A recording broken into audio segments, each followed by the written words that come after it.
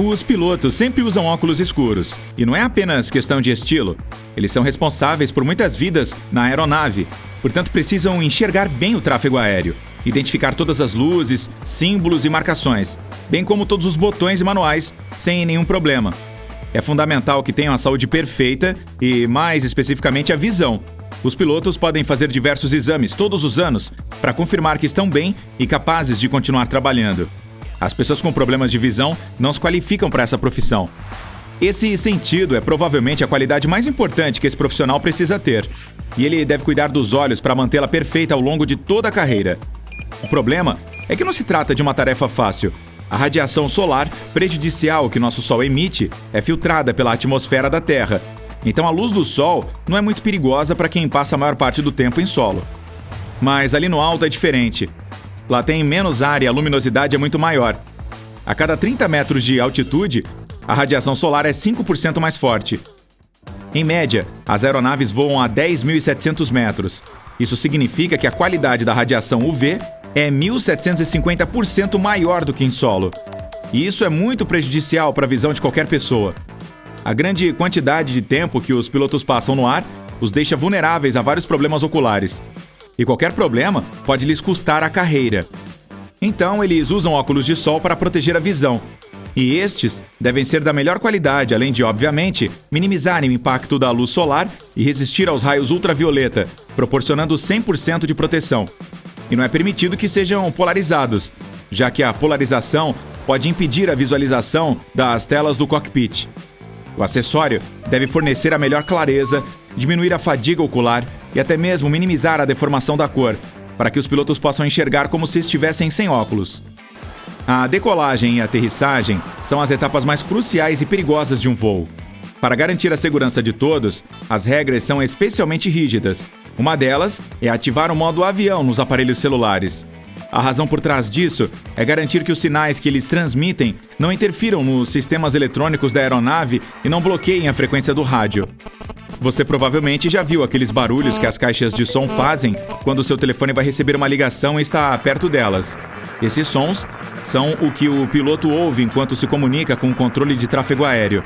Mesmo um segundo de interferência pode causar muita confusão entre eles e os controladores que monitoram de perto o voo. Não é que todo celular seja um problema, apenas alguns tipos são. E também é sempre uma combinação, dependendo do tipo de aparelho, a que distância ele está da cabine e quantos telefones não estão no modo avião. A tripulação não consegue identificar qual passageiro que não ativou esse recurso, mas conseguem saber se muitas pessoas não o fizeram, então vão pedir repetidamente para que façam isso. Outro requisito durante a decolagem e aterrissagem é levantar as cortinas das janelas.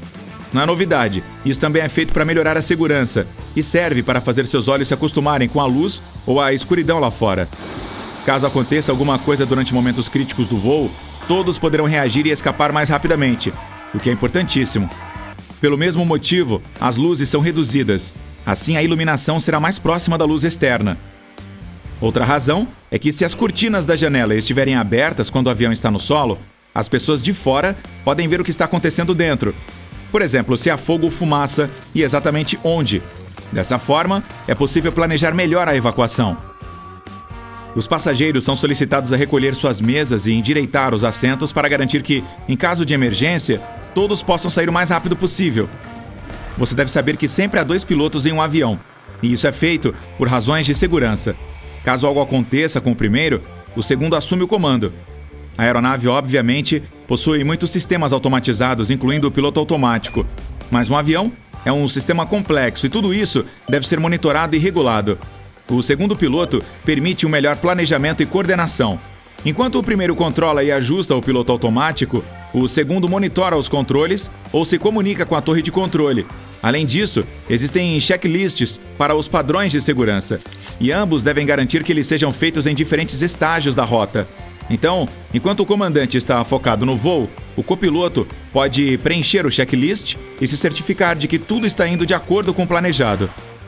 Alguns voos duram longas horas. Por exemplo, o mais longo de todos os tempos foi o de Singapura para Nova York, com duração de 17 horas e 50 minutos. Os que levam 14 ou 15 horas já são bastante comuns. Claro, ninguém, nem mesmo um piloto treinado, consegue ficar focado o tempo todo. Portanto, muitas horas podem afetar o desempenho e causar fadiga.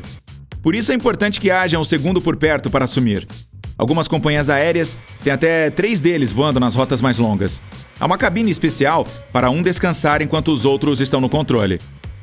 Além de 2 ou mesmo 3 pilotos a bordo, também há um piloto automático.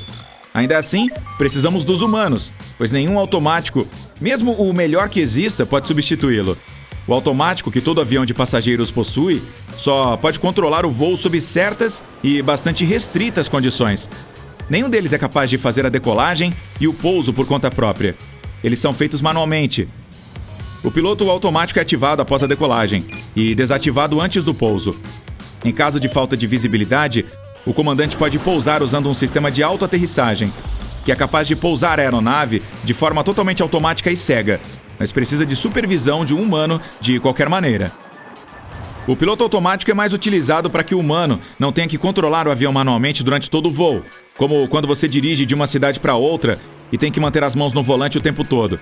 O dispositivo automático economiza esse esforço, sendo capaz de manter a aeronave na direção certa. Os dados da rota são planejados previamente e carregados no sistema. O comandante configura o modo necessário e o piloto automático consegue controlar o avião dentro da rota carregada, mantendo a altitude, velocidade e direção. Os pilotos, enquanto isso, ficam de olho nisso e se concentram em outras tarefas, como navegação, planejamento e comunicação com o controle de tráfego aéreo. Se você já voou, provavelmente notou que há um pequeno buraquinho nas janelas. Ele é chamado de orifício de respiração.